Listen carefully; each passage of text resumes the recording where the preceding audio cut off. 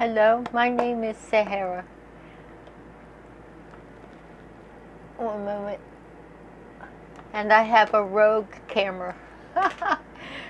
I I first taped this for a public television um, channel. It was part of a writing exercise, and they chose me to be one of the readers for the public section, and they were also fantastic.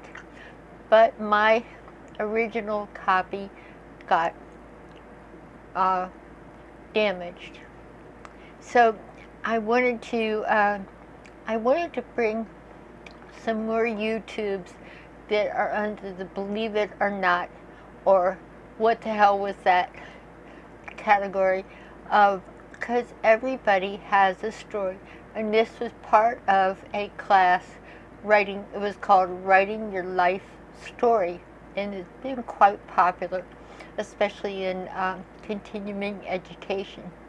And I thought, I've done a few of other people where they have let me tape the telling of their unusual story. We're all a big universe inside us, and we're walking around with these amazing stories. I have done 2 on my YouTube channel, so this will be the 3rd, and I'm hoping for more. If you have an unusual story to tell, I guess they're more on the metaphysical side of Believe It or Not, but they're on the metaphysical side. And this particular one is of my, I called it Ollie Ollie and Free. It was a game played with hide and seek with young kids, and it starts off in 1957, and it's a wonderful rendition of my experiences with the Viet Nam War, and also a changing cultural climate. And we had just begun the age of Aquarius. Now, I always cry with this. I even got instructions on how to read it without crying. You're supposed to look up and to your left. If you're ever in a situation where you have to hide that, let's see, left. I'll try it. If you see me doing that, I'm wanting to cry. But I am wanting to encourage you, if you have an unusual story, more on the metaphysical side. It's a near-death experience, angelic encounters. My friend Michelle shared her story with an angel, an angel. So it's quite moving. And these are things that they're so precious, and they're reassuring. I think we all need that. Ollie Ollie and Free. Out of breath, I scamper home to home base where I am home free. Total freedom can be that simple when you are 10. The scruffy little ragtag, little rascals gang ran and hide as the it kid counts to 20, eyes closed against the eternal grandfather tree. Hiding, giggling amidst from under cobweb porches and wood piles as a secret it kid roots out one hider to tag as the new it.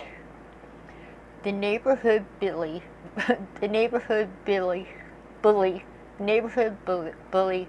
Johnny Johnson, is a little kid general who barks orders. He is the king of the hill and runs the ragtag kid show in his little domain. I hide in an abandoned outhouse as squeals erupt as one of the kids is found and tagged and doomed to be the new it. The cry, "Ollie, Ollie, I'm free," is sounded, and dirty little ruffians scamper to a home base and tag it. I run, arms outstretched towards freedom and its safety. Out of breath, I sigh. I am home. I am home free. I am safe. Stepping barefoot into fresh dog dew is the only peril I face at 10. And just who is Ollie anyway, I wonder? He must have been very important, as they named this whole wonderful game of hide and seek after him. A call from my grandmother to dinner rings out through the air. Warm smell of baking bread and ham still fill the air as I fall into my corner bed. I am Ollie Ollie Infree. I am safe, asleep instantly with the knowledge that it will be this way forever. Me 10, hordes of kids to play with, and my grandmother eternally in the kitchen making great, almost magical treats and gigantic meals as my grandfather quietly reads the Reader's Digest in the corner. It will be 1957 forever, I am sure, in this timeless place called 47 Highland Place in southern Maryland. I have life pretty well figured out. I have the for sure knowledge that throwing a copper penny over the roof of our little brick house would almost certainly cure the warts I got catching frogs down the creek the day before. Tadpoles could be caught and put in a tub in the backyard, and they would magically turn into frogs. And don't go barefoot where there are bumblebees, or you will get stung. Springtime in the evening, you could catch lightning bugs and put them in a jar and light up your bedroom at night. And if you caught a snake, don't hide it in your underwear drawer, because your grandmother would scream and grab her chest and turn blue on the floor, and you would get your behind warmed. Keep your dolls and dollies away from Johnny Johnson, or he would rip the heads off. I had the rules of life all figured out in 1957. The 56 Chevy was coveted by neighborhood teens. Bobby socks and ponytails rule. My dream is not to have a 56 Chevy convertible, but to be allowed to wear tight skirts and bright red lipstick. Could I dare envision spiky heels, thick cat-clacked in the hallways and sidewalks of 1957? Most certainly, I would live in this timeless dimension forever.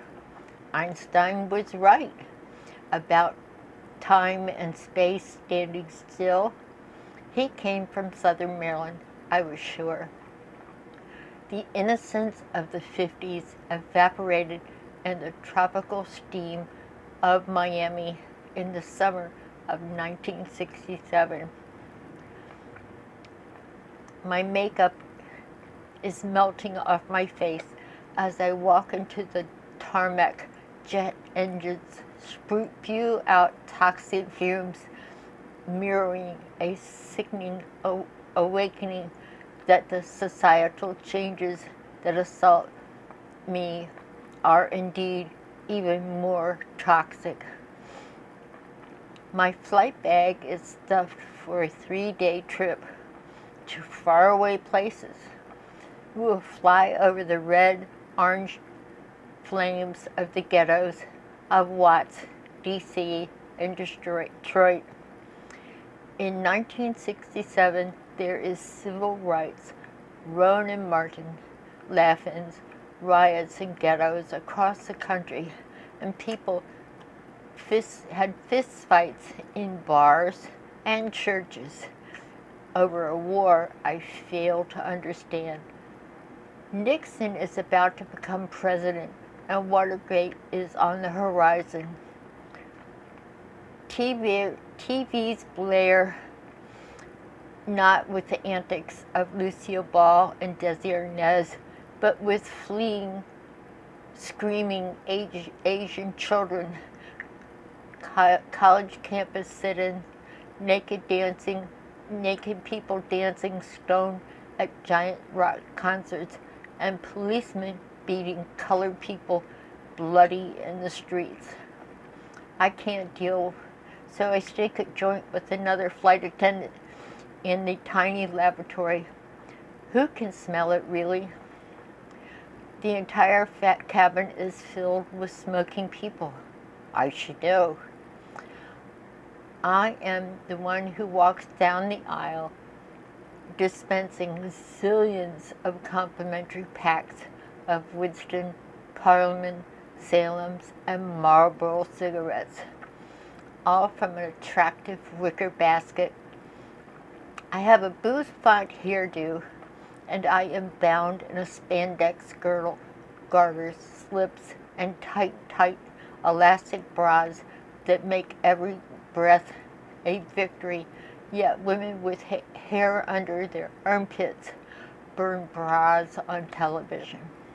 It is my job to evacuate civilians in case of an air crash. Visual, me, 120 pounds, bound in a tight skirt with 3-inch heels, assisting a 120-pound passenger out the orifice of a plane on fire or sinking into an angry, choppy sea. What's wrong with this picture? I take another hit off of the shared joint. I take a deep breath and straighten my hair and skirt and step back into the cabin. It is before takeoff. I glance out the window as baggage handlers jam pine boxes with the remains of young boys into the underbelly of the plane, along with luggage and dirty engine parts. It will be 10 degrees in that dark underbelly as they make their final journey to their hometowns.